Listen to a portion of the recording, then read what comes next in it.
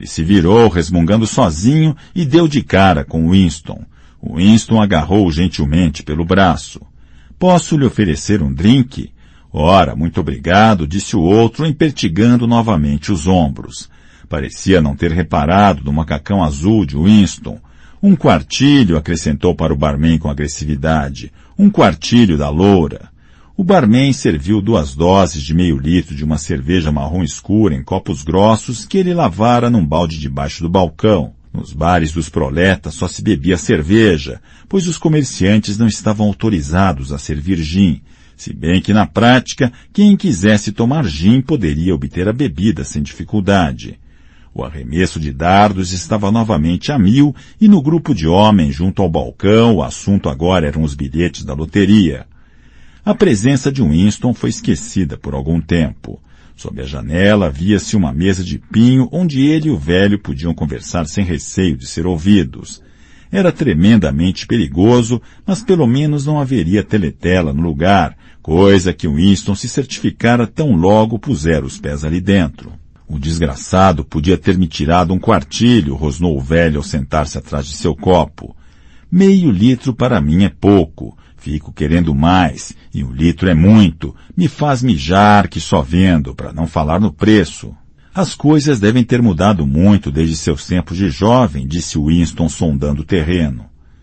Os olhos azul claros do velho deslocaram-se do tabuleiro de dardos para o balcão e do balcão para a porta do banheiro dos homens, como se imaginasse que fora no interior daquele bar que as mudanças tinham acontecido. A cerveja era melhor, disse por fim, e mais barata. Quando eu era rapaz, a cerveja cristal, loura, era como a chamávamos, custava 4 pence o quartilho. Isso antes da guerra, claro. Que guerra foi essa? Indagou Winston. Todas elas, disse o velho impreciso. Pegou o copo e tornou a empertigar os ombros. E agora um brinde à sua saúde. O pomo de Adão pontudo de sua garganta descarnada fez um movimento surpreendente e rápido para cima e para baixo e a cerveja desapareceu do copo. Winston foi até o balcão e voltou com mais 2 copos de meio litro. O velho parecia ter se esquecido do seu preconceito contra beber 1 litro de cerveja. O senhor é bem mais velho que eu, disse Winston. Provavelmente quando eu nasci já era um homem feito.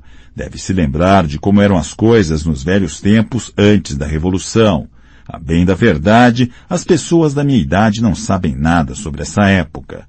Só temos os livros para nos contar e os livros talvez não digam a verdade. Gostaria de saber o que o senhor pensa a respeito. Os livros de história dizem que a vida antes da Revolução era completamente diferente de como é hoje. Imperava a mais terrível opressão, injustiça, miséria, uma coisa inimaginável de tão ruim. Aqui em Londres, parece que a maioria das pessoas nascia e morria sem ter como se alimentar direito. Metade não tinha nem botinas para calçar. Trabalhavam 12 horas por dia, paravam de estudar aos 9 anos e dormiam 10 e um quarto. Também dizem que havia um número extremamente pequeno de indivíduos, um número que não ultrapassava a casa dos milhares, chamavam-se capitalistas, que eram ricos e poderosos. Possuíam tudo o que podia ser possuído, moravam em casarões suntuosos, tinham 30 empregados, circulavam pelas ruas em automóveis e carruagens puxadas por 2 parelhas de cavalos, bebiam champanhe, usavam cartola. O semblante do velho se iluminou de repente. Cartolas, disse. Que coisa engraçada o senhor falar nisso. Ontem mesmo eu estava pensando nelas. Sei lá por que cargas d'água fui lembrar. Tava só pensando. Faz uma porção de tempo que não vejo uma cartola. Os caras deram fim nelas. A última vez que pus uma na cabeça foi no enterro da minha cunhada. E isso foi em... Bom, não vou lembrar a data, mas deve ter sido uns 50 anos atrás. Era alugada, claro. As cartolas não têm tanta importância, disse Winston com paciência. A questão é que esses capitalistas, eles e um punhado de advogados e gente da igreja e assim por diante, um pessoal que vivia às custas deles, eram os donos do mundo. Tudo o que existia era em proveito deles. Vocês, as pessoas comuns, os trabalhadores, eram escravos deles. Eles podiam fazer o que quisessem com vocês. Podiam mandar vocês para o Canadá feito gado. Podiam dormir com as filhas de vocês se quisessem. Podiam mandar açoitar vocês. Vocês tinham de tirar o boné quando passavam por eles. Todo capitalista era acompanhado por um bando de lacaios que... O semblante do velho tornou a se iluminar. Os lacaios, disse. Tá aí uma palavra que eu não escutava desde os tempos do Onça. Os lacaios, isso sim me leva de volta ao passado. Lembro que eu costumava, faz tempo para burro, eu costumava ir ao Hyde Park no domingo à tarde para escutar os discursos daqueles caras, os do Exército da Salvação, os católicos, os judeus, os indianos, tinha de tudo. E tinha um sujeito, não vou saber o nome dele agora, mas estou para ver um homem para falar bem que nem aquele. Falava as coisas na lata. São um bando de lacaios, ele dizia, os lacaios da burguesia, os sabujos da classe dominante, os parasitas, essa era outra. E hienas também, me lembro bem que ele chamava os sujeitos de hienas. Estava falando do Partido Trabalhista, claro você. Winston ficou com a impressão de que estavam tendo uma conversa de surdos. O que eu queria saber de verdade é o seguinte, disse. O senhor tem a impressão de ser mais livre agora do que naquela época. Sente-se mais bem tratado como ser humano. Antigamente os ricos, as pessoas que estavam por cima... A Câmara dos Lordes, interveio o velho nostálgico. Tudo bem, a Câmara dos Lordes. O que eu estou perguntando é se essas pessoas tratavam o senhor como inferior só porque eram ricas e o senhor pobre. É verdade, por exemplo, que tinham de chamá-lo de Sir e tirar o boné quando passava por eles? O velho parecia mergulhado em reflexões. Bebeu aproximadamente um quarto de sua cerveja antes de responder. Disse, queriam que a gente pusesse a mão no boné para eles. Demonstração de respeito, né? Eu não gostava, mas volta e meia fazia. Era, vamos dizer, obrigado a fazer. E costumava acontecer, só estou falando o que li nos livros de história. Era comum que essas pessoas e seus empregados abrissem caminho na calçada empurrando vocês para a sarjeta. Teve uma vez que me empurraram, disse o velho. Lembro como se fosse hoje. Foi na noite da Boat Race, leitura de asterisco. Tradicional regata de remo disputada no Rio Thames, em Londres, entre equipes representando as universidades de Cambridge e Oxford. Fim da leitura de asterisco. Trombei com um rapaz na Avenida Shaftesbury. Eu estava na maior estica, camisa social, cartola, sobretudo preto.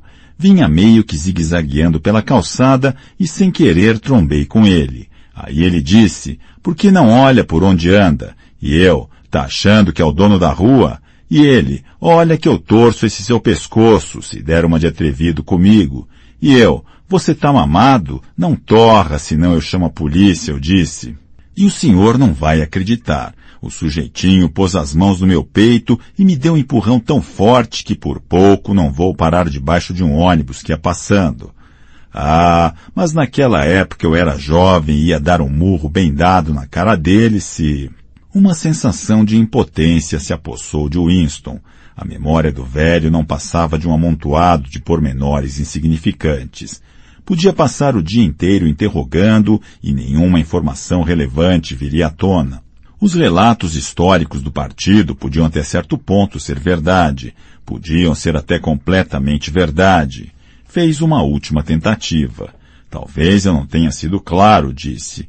O que estou tentando dizer é o seguinte, o senhor já viveu muitos anos, metade da sua vida se passou antes da Revolução. Em 1925, por exemplo, o senhor já era adulto. Pelo que consegue se lembrar, diria que em 1925 a vida era melhor do que agora ou pior. Se pudesse escolher, preferiria viver naquela época ou na de agora. O velho olhou pensativo para o tabuleiro dos dardos. Terminou de beber a cerveja com goles mais vagarosos do que antes. Quando abriu a boca para falar, tinha um ar tolerante, filosófico, como se a cerveja tivesse abrandado sua rudeza. Eu sei o que o senhor quer que eu fale, disse. Quer que eu fale que preferiria ser jovem de novo. Se perguntar para todo mundo, a maioria vai dizer que preferiria ser jovem de novo. Os jovens são fortes, têm saúde para dar e vender. Quando chega da minha idade, a pessoa está sempre com algum problema. Os meus pés me matam e minha bexiga está que é uma desgraça. Tenho de levantar 6, 7 vezes à noite. Por outro lado, ficar velho tem muita vantagem. A gente não se preocupa tanto, não quer mais saber de mulher e isso é um troço fantástico. Acredite se quiser, mas faz quase 30 anos que não tenho mulher. E nem queria ter, sabia? A verdade é essa. Winston encostou as costas no parapeito da janela. Não adiantava insistir. Estava prestes a pedir mais 2 copos de cerveja, quando o velho de repente se levantou e precipitou-se com seus passos arrastados na direção do mictório fedorento que ficava a um lado do salão. O meio litro adicional já estava fazendo efeito. Por 1 ou 2 minutos, Winston ficou olhando para o seu copo vazio e mal se deu conta quando seus pés o levaram de volta para a rua. Dali a no máximo 20 anos refletiu aquela questão tão enorme e simples. Antes da Revolução a vida era melhor do que agora, deixaria de uma vez por todas de ser respondível. Mas no fundo a pergunta já era irrespondível, visto que os poucos e esparsos sobreviventes do mundo antigo que ainda era possível encontrar mostravam-se incapazes de comparar uma era com a outra. Recordavam milhões de coisas fúteis, a briga com um colega de trabalho, as horas passadas em busca de uma bomba de bicicleta extraviada, a expressão do rosto de uma irmã falecida muitos anos antes, os redemoinhos de poeira que o vento levantou certa manhã 70 anos antes. Porém, todos os fatos relevantes permaneciam fora do alcance de sua visão. Era como a formiga que consegue ver pequenos objetos, mas não enxerga os grandes. E quando a memória falhava e os registros escritos eram falsificados, quando isso acontecia, as alegações do partido, ou seja, de que era responsável pela melhoria das condições da existência humana, tinham de ser aceitas, pois não havia e nunca mais haveria parâmetros com os quais confrontar essa afirmação. Nesse instante, o fio de seu raciocínio interrompeu-se abruptamente. Winston estancou e olhou para cima. Estava numa rua estreita com umas poucas lojinhas escuras espalhadas entre prédios residenciais. Suspensas acima de sua cabeça, viam-se 3 bolas de metal desbotado que davam a impressão de um dia terem sido douradas. Teve a sensação de que conhecia aquele lugar, mas claro, estava na frente da lojinha onde comprara o diário. Sentiu uma pontada de medo. Comprar o caderno já fora um ato suficientemente impulsivo e Winston prometera a si mesmo nunca mais chegar perto daquele lugar. E, no entanto, no mesmo instante em que resolvia deixar seus pensamentos à solta, seus pés, por iniciativa própria, levaram-no de volta àquele lugar.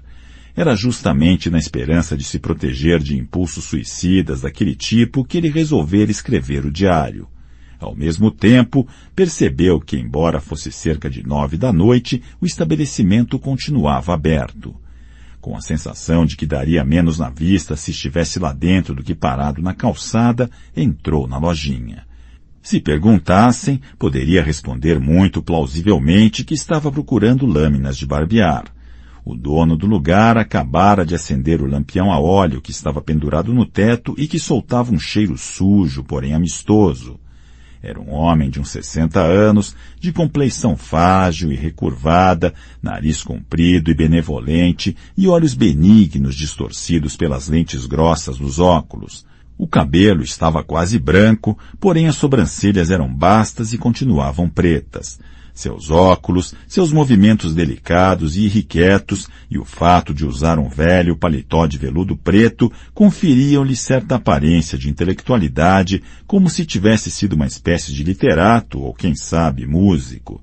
Tinha uma voz suave, como que amortecida, e sua fala era menos degradada que a da maioria dos proletas. Reconheci o senhor na calçada, foi logo dizendo o sujeito. Foi o senhor que comprou aquele álbum de recordações para moças. Papel excelente aquele, não é? Chamavam-no de Verger Creme. Não fazem papel assim há uns... já lá se vão 50 anos, sem exagero. Perscrutava Winston por cima dos óculos. Posso ajudá-lo em alguma coisa ou só quer dar uma olhada? Eu ia passando, disse Winston sem maiores detalhes, e resolvi entrar. Não estou procurando nada em especial. Está muito bem, disse o outro, pois não creio mesmo que pudesse atendê-lo em muita coisa. Desculpou-se com um gesto de mão de palma delicada. O senhor vê como é. A loja está vazia. Cá entre nós, o comércio de antiguidades está por um fio.